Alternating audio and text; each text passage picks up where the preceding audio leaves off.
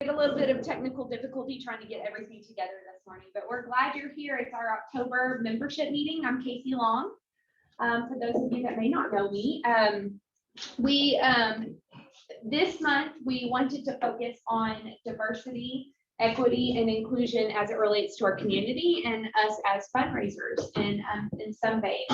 So today we have a program that, as you see, did change, but we're really excited that Richard agreed and that Leonard's here. And I'm going to have Katie Nigos come up and introduce Richard for y'all today. So I hope you enjoy. Hi, everyone. I'm Katie Nigos, for those who don't know me. I'm going to be introducing Richard Engler today with the North Heights Linen Service. So Richard has over 30 years of experience in this industry, so he's very knowledgeable. He actually moved here from Fort Worth to take this job, and he's my neighbor, so good guy. So prior to the North Heights Linen Service opening in Amarillo, we were shipping all of our laundry out, and I know Richard will go more into this, but having him here and having North Heights Linen Service here now will allow us to keep our laundry local to the Panhandle, which is really important. And so once they're at full capacity, they will be able to pump out 7 million pounds of laundry annually based on a 40-hour work week, having around 30 to 40 people working. So I just think it's really incredible, and I think Richard is really awesome. And so please help me welcome him. Good morning. Good morning. It's nice to see all of you. Please, at any time, feel free to stop and ask questions. It's not a formal process to go through this, so we'll get started. Lenny.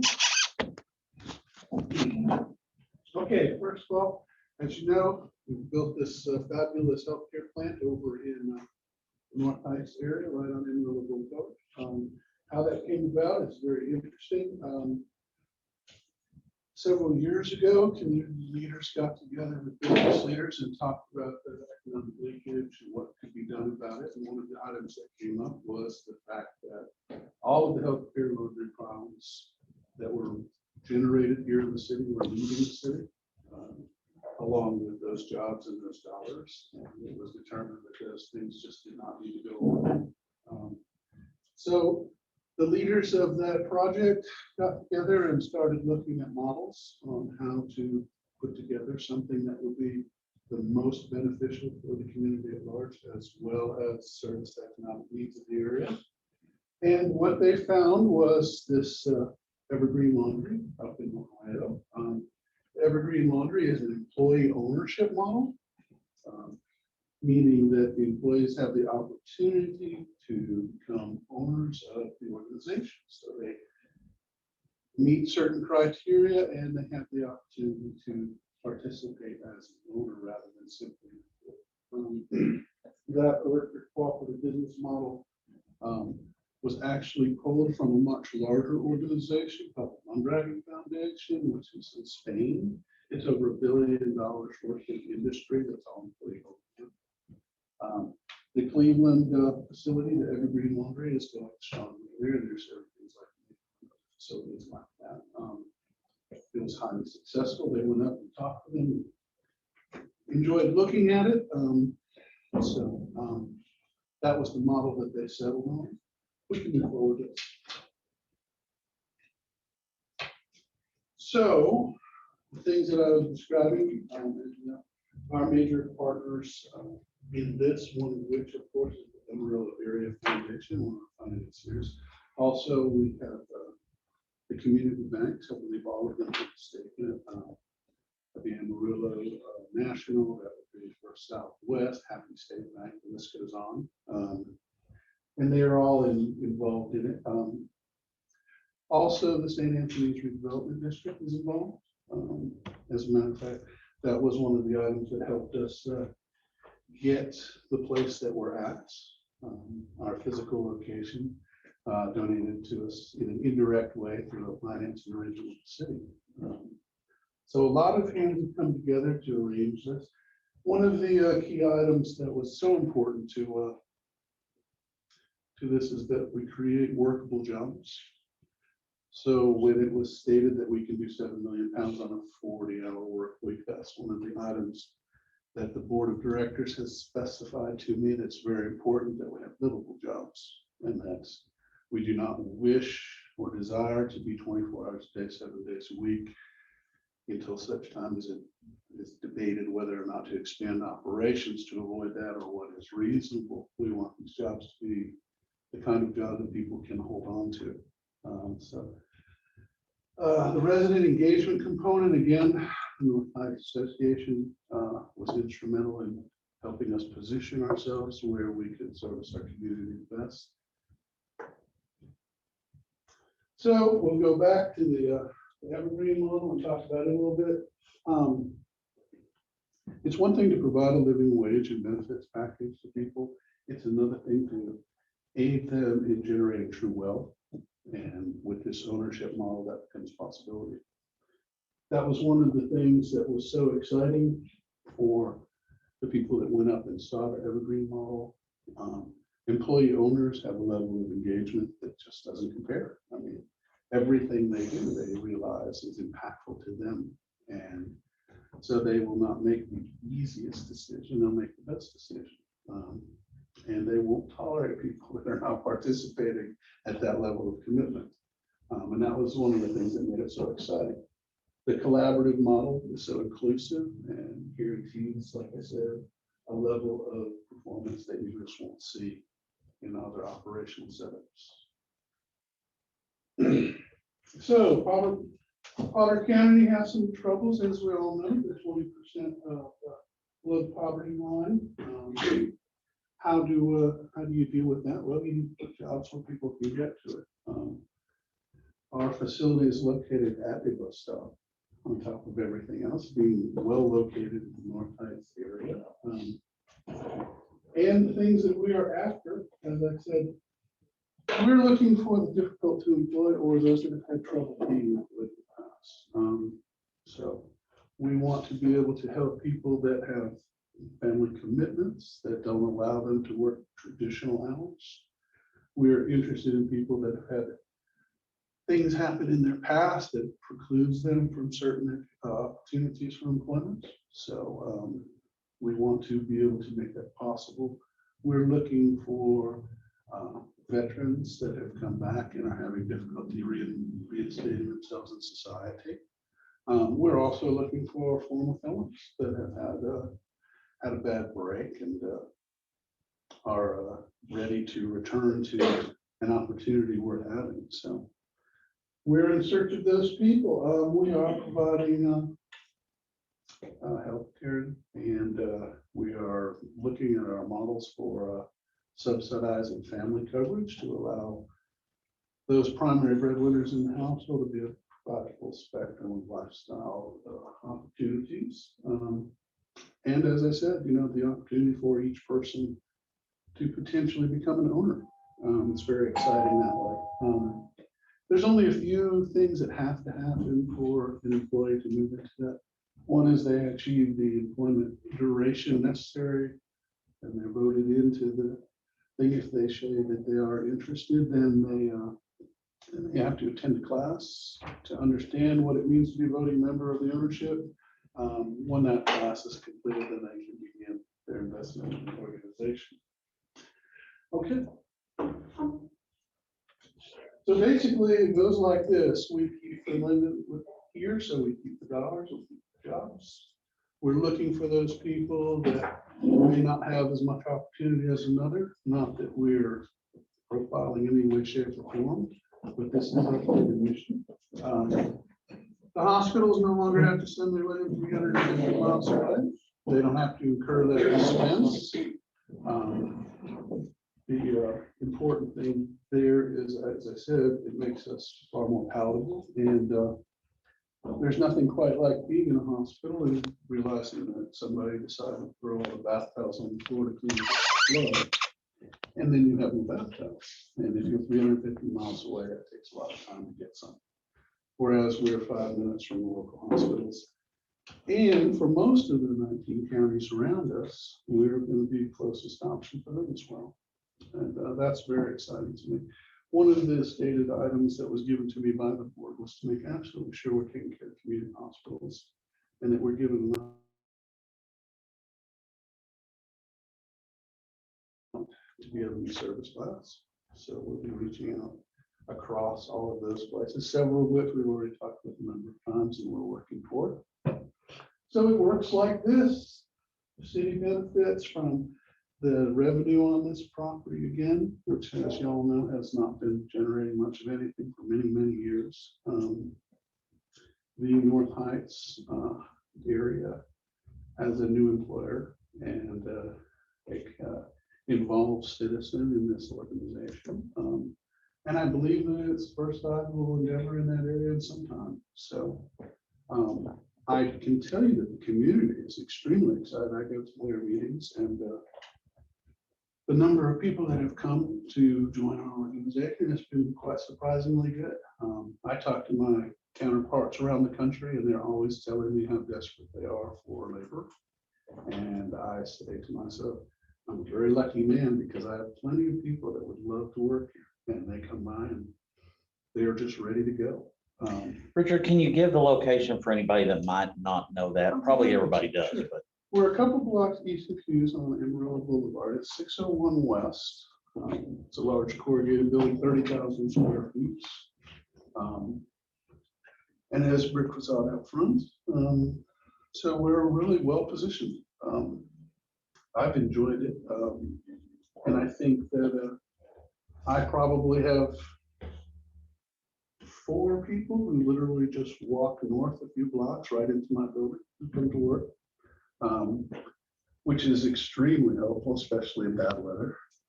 So anyhow, the North Heights benefits, the city benefits, our hospitals derive a benefit from us. So as Pope often says, we all do better when we all do better. And this model covers all the bases. It's amazing. The thing that I found compelling last summer, I heard about the project for the first time. And I thought, what a fabulous idea. I mean, they put so many good ideas together into one package. I was like, I wonder what I can do to help. How can I, aid and abet? And eventually I finally decided that the best thing that I could do is offer to come help them with it, literally. So when the opportunity came, I got to come up and I am delighted to be part of this. So here you go. Investing according to your mission is absolutely imperative. And in this case, these are the various people that found that we met nicely with their goals. Harrington Foundation, the city of Amarillo, of course, as I said, it was really, really preferred rate on the property, making it very profitable for us to do that. And all of the banks that have all picked up part of the expense of putting it all together. It keeps the dollars here. And it's very helpful. One of my assignments has been whenever possible, in whatever way possible, I should always try to buy locally. And we have been pursuing that rather aggressively. And that can be quite interesting. I'm learning a lot more about the city than I expected. So, and the county, as a matter of fact. So far, so good on that. Of course, this is the artist rendering. It didn't come out too differently, I'm happy to report. Although we haven't put the big sign up yet, we're working on that. Who hasn't seen? Has anybody seen this building yet? Okay, I think it looks great. I'm really pleased with it. So it's designed right now. It's fitted out to produce the 7 million pounds of linen per annum in a 40-hour runtime. A lot of laundries run 7 days a week, 2 shifts, 3 shifts. The Walt Disney World Laundry, they put in the equipment, they turn it on, they never turn it off. It never stops until it explodes and they get another piece. And I've run up to 50 million pound plants and it can get quite hairy. And it also ends up being consuming to the labor and the management because it's going all the time. There's never a moment to breathe, and being called in on a weekend or a holiday for third shift work can be very tiring. I noticed that we had staff become fatigued in ways that they just weren't going to recover from, and they would drift away. This particular facility, as I said, can do 7 million pounds as it's fitted today. With the additional equipment that's already in the design but not yet needed, we can more than double our capacity. should we experience that level of growth. And then the position of the building on the property allows for us to expand westward. We can add another 15,000 feet to the plant if necessary, if we go that much, allowing us to push up to probably over 20 million pounds grand total if we were fully going. So what does that mean, 20 million pounds? It's just a number now. Let's see if I can, everyone's familiar with the two hospitals here in Northwest VSA. Each of those facilities needs about 150,000 pounds a month.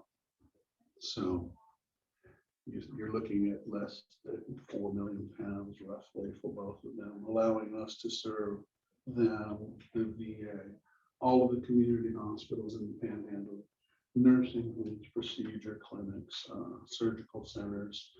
And we're still just working on the healthcare. I won't even talk about nursing homes and all the other potential properties that we can serve this time. This is the only purpose-built healthcare laundry in Panhandle. There are 27 regulatory bodies that oversee hospital operations, just one of which is the Joint Commission on Hospital Accreditation. They have a series of requirements in their environment of care that involve linen, laundry, hospital design, involving how, if it's an on-premise laundry or off-premise laundry, what our processes are. One of the biggest ones that always gives away a healthcare laundry is that they have a physical separation between clean and soiled linen at all times. So the nasty little bug just doesn't float over and land on the clean. We also have to have negative pressure between those two areas at all times. PPE requirements, hand washing requirements, minimum wash times and temperatures. Although temperatures are starting to go down, I'm sure y'all have seen the commercials for cold water washing at home. That's not something that the CDC's HICPAC of 2019 has embraced, but they are finally backing off of the 165 degrees for 30 minutes with 10% hypochloride, which has been the standard for many, many years. So our laundry is built to do that. None of the other laundries in the area were purpose-built to provide healthcare. Now, what that means is, can they do healthcare linen? Yes, they can. Do they necessarily meet the regulatory requirements of various organizations that oversee them? Perhaps not. I can't speak for them and I wouldn't try. This one meets or exceeds all of the requirements for the CDC, as well as the Healthcare Laundry Accreditation Council, of which there are 3 members in Texas right now, and they are both 2 in Houston and 1 in DFW. No one else has actually achieved that accreditation. It meets or exceeds all the regulatory requirements. Our facility is set up to exceed their requirements and will be accredited after we've done 180 days of runtime, which is their requirement, because they will come and watch the process. They will not come and read our procedure manual and say, okay, you're good. They will see it on the floor happening. So I'm really proud of being able to provide that here because there are no other local options. We currently are providing linen services to Medline Industries. Medline is one of the biggest suppliers of hospital everything all over the country.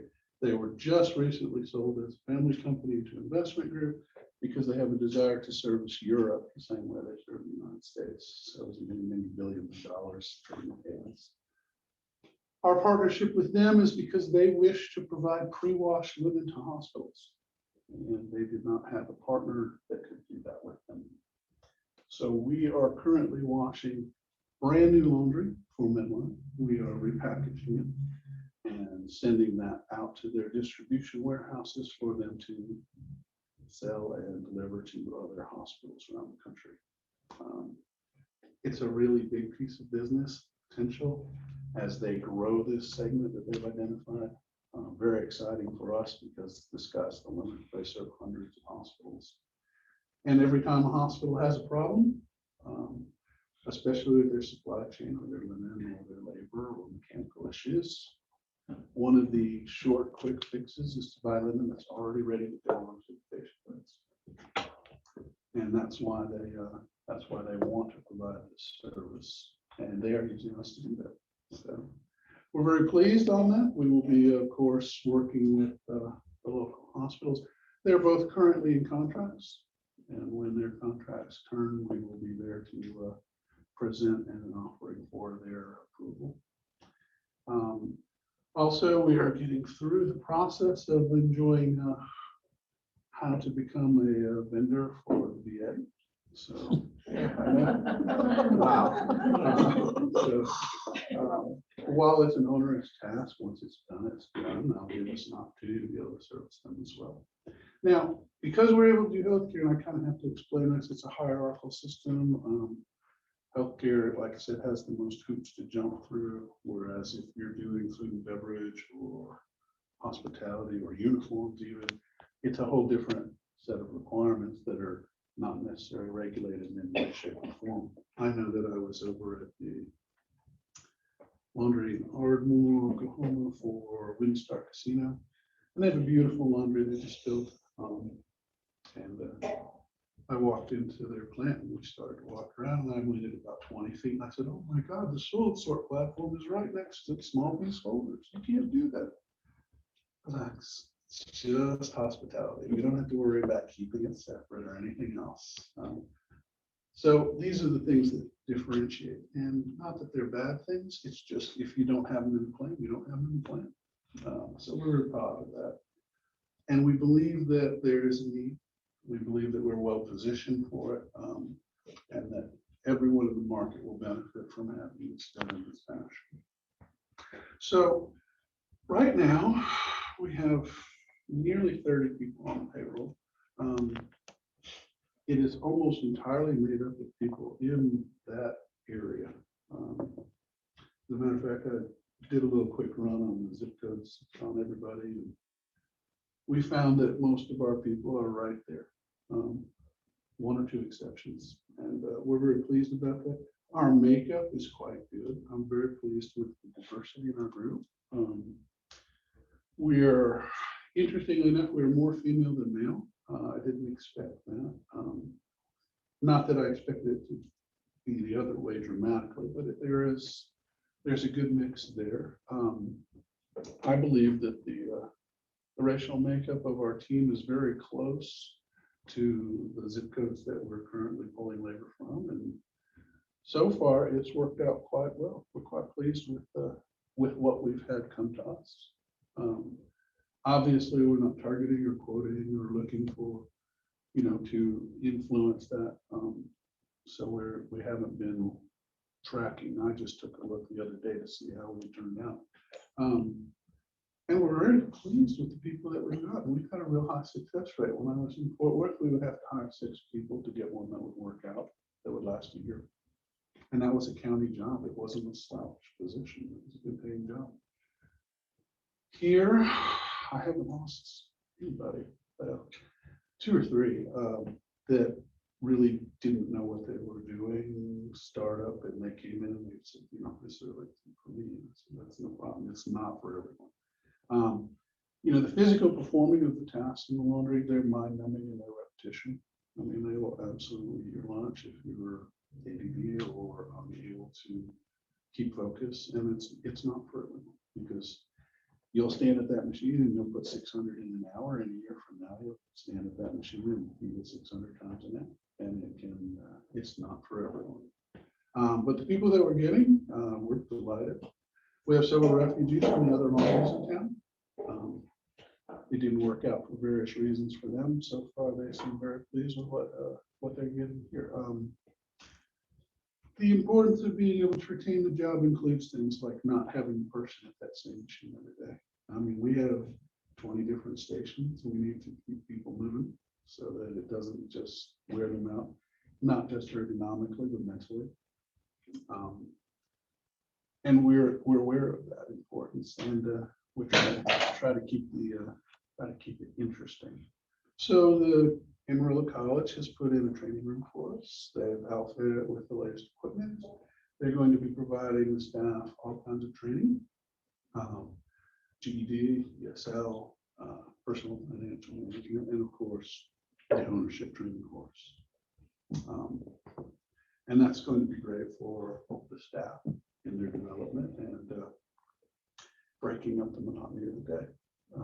So we feel like with the kind of people that we're getting from the community, the only thing limiting us right now in our growth is acquiring the rest of the business in the year.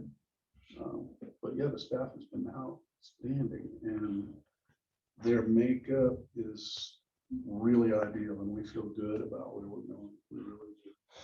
As a matter of fact, let's see, I've been getting calls from all over the region.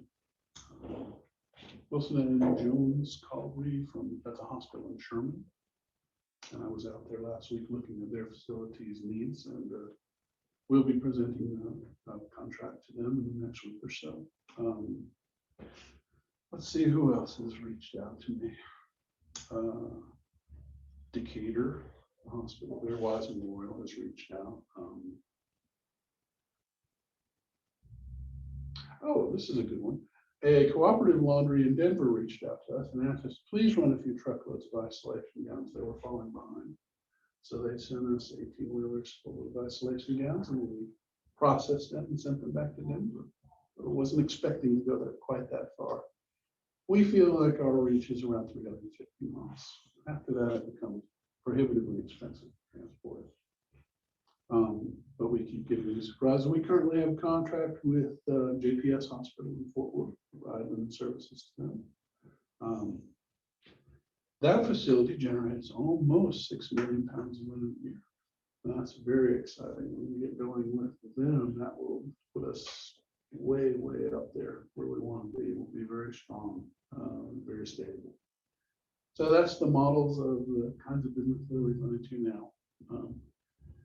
We're talking with several of the local procedure clinics as well, surgical centers and so on and so forth here in town. They've been reaching out to us saying, you know, are you ready? You know, are you willing to do this? By all means, we're very happy to. So we're currently talking with urology and rural urology and cataract right down the street from urology. And I've got some other appointments to go after too. So we feel good about it, and we think that the community is responding well to our offering, which indicates good planning 7 years ago when they started on this. So that's the state of the state. What can I tell you? What would you like to share? Yes, ma'am. Can you talk a little bit more maybe about like the cooperative and employee-owned aspect of it when you're interviewing people? Is that something that you bring up and ask if they're interested in? Absolutely not. We would not have that conversation before a job is offered. Okay. Because it might influence our agenda. Okay. So, but we do have that conversation. I have that conversation when I'm at like the North Heights community meetings and things like that. And we want people to know this isn't just a job. There's something else to be had.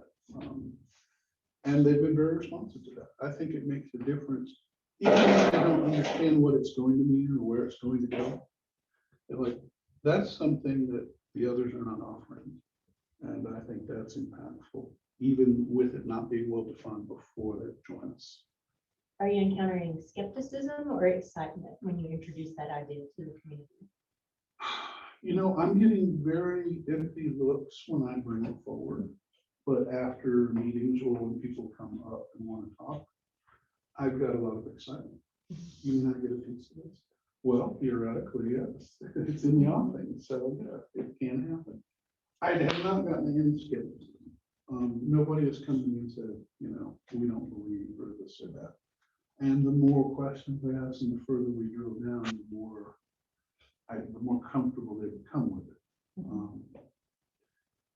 Yes, it's not, it doesn't look like pie in the sky when you start drilling into it. It looks like a very real way to make something happen, but it's not just going to fall into your lap. So, but yeah, so far so good. Do y'all do your own trucking We and absolutely. transportation? And At this time, Midline brings it to our door and ships that we palletize the freight and roll it onto their truck, but we can do that. We have already made arrangements for these vehicles. We have 10-foot box, 14, 26-foot box trucks. We're trying to stay out of the CDL realm, but a 26-foot box will take almost 15,000 pounds of linen. So it's a sizable quantity. But we've already have lease arrangements made, and we're ready to drive. All of these trucks are being non-CDL and capable of taking care of any need in this community that we're aware of. Yeah, that kind of volume is greater than any of the three outfits in town. And the other trucks are for route deliveries and regionals. We've been talking with a laundry service in Clinton, Oklahoma called CTC. They do everything laundry, and they've been pushing away from healthcare inquiries. And we said, you don't have to do that. If you would like to distribute our product, we'll be happy to come to you, pick up what you've gotten, and then you can take it and stop turning away healthcare in your region. Since they're almost 200 miles away from us, and we'll be servicing other places. I had a conversation the other day with St. Anthony's in Oklahoma City. It's a 200-bed hospital. They're looking for options. I felt like they did not really have the poundage to validate us running 200 miles. But with partnership with CTC, they will pick up and service St. Anthony's, and we will collect the linen from the CTC facility, bring it here, wash it, and give it back to them. So that partnership will allow us to reach further into another market that we probably wouldn't be attacking aggressively otherwise. So I think that's going to be a benefit to us as well. Richard, do you have individual investors or is it all community-based banks? And we do not have individual investors. That segment is going to be ending up being employee ownership component. Okay. Right now, we do not have such provisions for that. Richard, it seems like when somebody starts working for the linen service, they stay at the linen service. Why? I mean, why is it one that, you found yourself with a lot of people who want to be a part of this organization? Why do you think they're staying when the job, as you described, it's not an easy one? No, it's not an easy job. What I think is a benefit that offsets in that case, first of all, is the dependability of it. Okay. There's little doubt in anyone's mind that healthcare is going to continue to roll along, regardless of supply chain this or pandemic that. It's very stable. It's also very predictable, and it's very comfortable. I mean, if you can adopt what I was describing, then you can feel very confident about the future. You know exactly what to expect. I mean, when I'm feeding a small piece folder, I play golf. I think about my favorite course, and I'm hitting golf balls as I feed the machine. Whereas the staff, they can engage in conversations as long as the hands are moving. They can do whatever it is that they like to do. And if they can adopt that method of working, then they can see their future and be very comfortable with it. It's predictable and stable work in stable segments of the market. It is always moving, but it's not an aerobic exercise. You're not going to work up a great sweat, get exhausted. The thing that makes it something that people can do for a long period of time isn't so much the tasking, it's the treatment, the way people are treated and how we take care of them. For example, in this particular laundry, every single workstation is spot cooled. There's an air conditioning vent directly over them. They can point it down on themselves as they see fit. They don't have to be uncomfortable. We have ergonomic mats for them to stand on because it is a cement floor. We have a very nicely outfitted break room for them. We have a predictable schedule as far as the working hours on any given day. We How many have hours do y'all do laundry? our primary run time is 7 a.m. to 3:30 p.m. So our first person's in about 5 a.m. We turn on boilers and air compressors going and get ready to run. But that does not limit us. Our transportation component has been like for this, when I was describing Denver, that was overnight. It went up, so it was there when they opened in the morning. The laundry hours are awfully close to school hours. Was that on purpose so that families could? It take is, advantage? it is. And we have offered people that have voiced questions about the runtime. we said, if you'd like to start early, so you can be home with the kids, we can set you up as early as 5 a.m. You'll be home long before that. And the other is also true. If you're pushing them out the door at 7:30, you're more than welcome to work 9 to 5. One of the nice things about our task is that when this machinery is running, we service all of the lines. However, they don't all consume product at the same rate. So if you are asking for a 9 o'clock start and you're on a small piece folder, then we will position what processes through the wash line so that we're not giant pile before you get in. So we control the flow of the lemon based on the sort. So we can accommodate within reason, within the runtime. So if you say I need to be 9 a.m., then you're probably going to be holding the water towels because we tend to run them later on in the day after a lot of other goods. And likewise for the other direction, then the first thing we're going to do is fire off our ironers and run machines. So if you want to be an early start, the second we have steam pressure, you're off the races.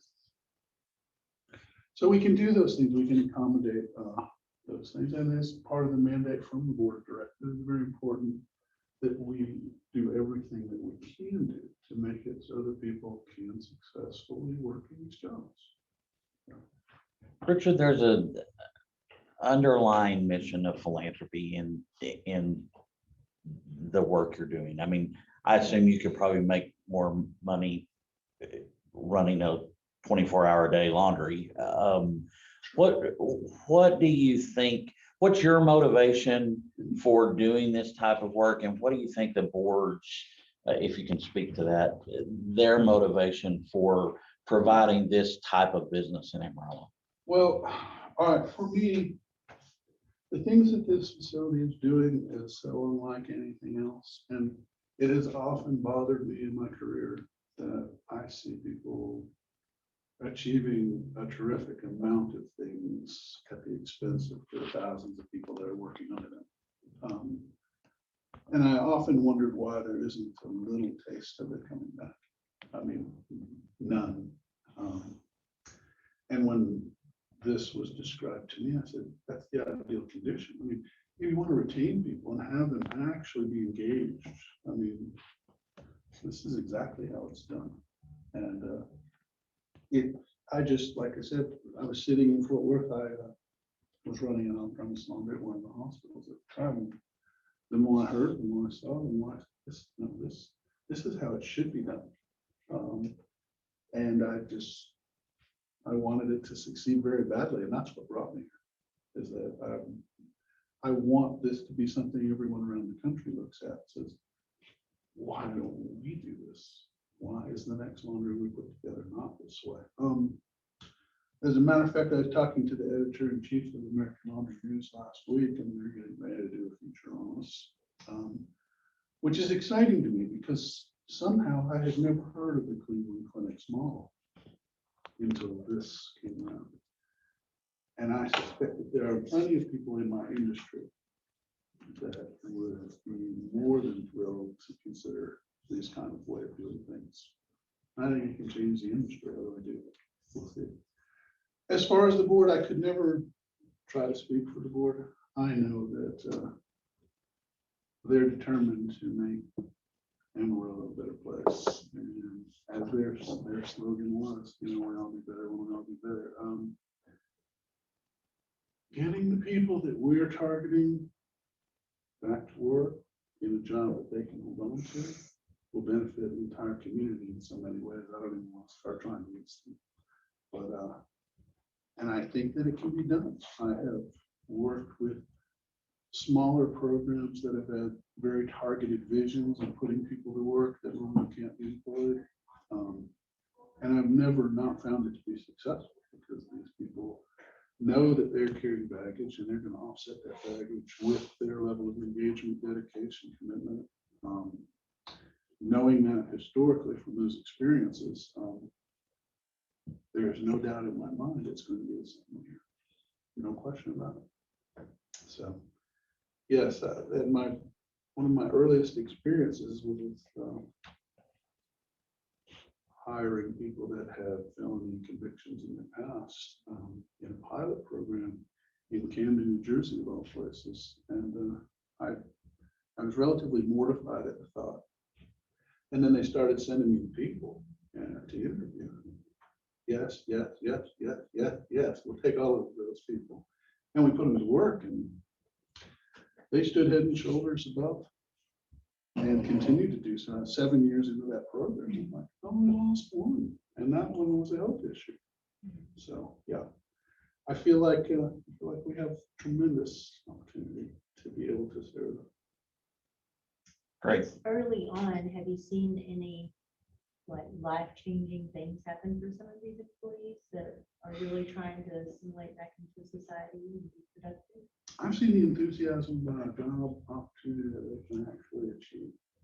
I've seen that, but yes, it is very early. But I have some people that have come that have not been in the workforce for some time because there was not an opportunity that would align itself to their needs. And that's very exciting. And people that are coming from not having a job for an extended period of time, they're just delighted, period. I think it's an opportunity for them to add a level of esteem for themselves. Okay, look at me.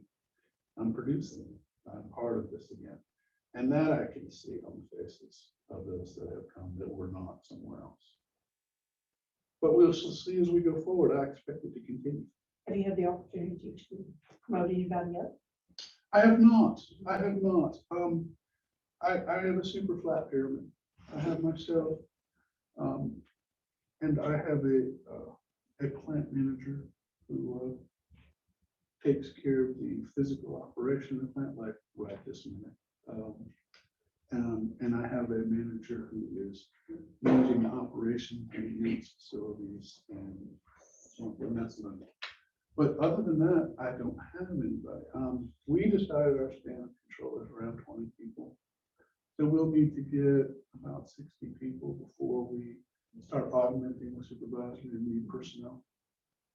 But based on the contracts we've already signed, I don't think that's far away at all. I really don't. So, but we will be looking from the inside. We did have one employee who was doing outstanding work, and we advanced that person to the next pay bracket, but we haven't assigned the title to them yet. When we assign the title, we'll announce it to everyone. We did say that we would not be making those changes until 90 days. So next month, someone's going to be very pleased, and everyone else is going to be delighted to see that. What else can I tell you all? Anything? I have one other question and then a comment. You said something about 180 days in, some certification happens or something. Yes. How far in are you into operation? We began processing linen for profit on August 10th. Okay, So yeah, we started running that. So we're on our way. The counter continues. cool. And I just want to make a comment that I think I know 3 of your board members who are very financially generous to the community. And to me, this takes philanthropy to a different level. You know, those 3 individuals I think of in particular are investing their time and their business acumen into something that's going to help the economy. It's not just writing a check to all of our nonprofits. And I honestly, your coming to us today was a last minute thing. But I think this really fits our objective of philanthropic diversity in the community. And I think it's very hard for us.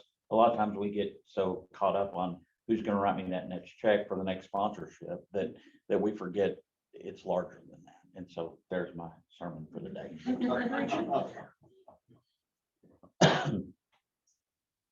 Okay. Well, if that's all, I'll give it back to you. I appreciate your time. Thank you. Thank you.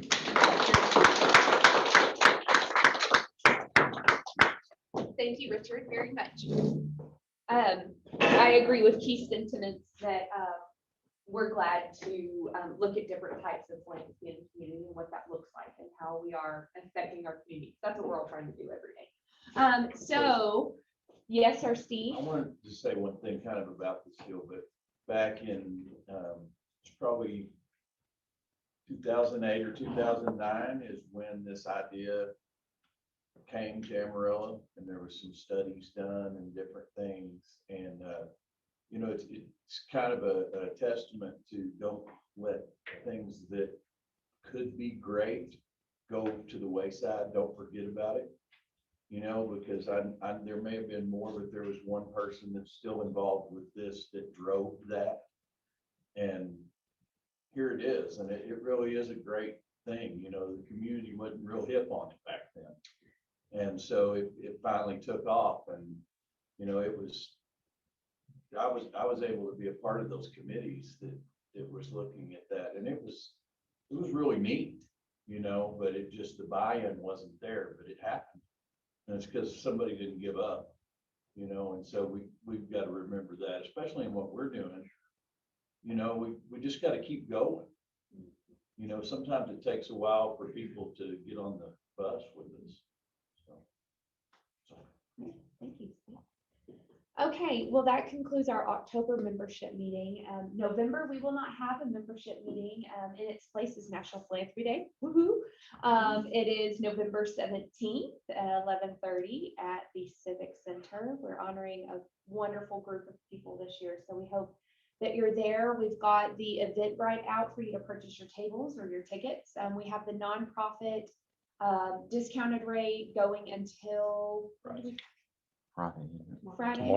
Tomorrow. So buy your tickets and tables now for your discounted nonprofit rate for that. And then we will meet back again in December to have our membership appreciation breakfast or something. We don't know yet. We're gonna surprise you with what we're doing in December. And then also in December, we will be bringing some bylaws changes to the group for the membership to look at and approve. So we want to get that out there for you now. But that's all I have for today. I don't know if anyone has anything else for the good of the group. Could someone refresh me about the prices of discount on NPD? Yes. Early bird tables are 500 right now. They go to 1,000 tomorrow. Table of 8? Yeah. An individual? $100. Yes. Regardless, 100. Yes. Okay. And then if you want to volunteer on the day, here's what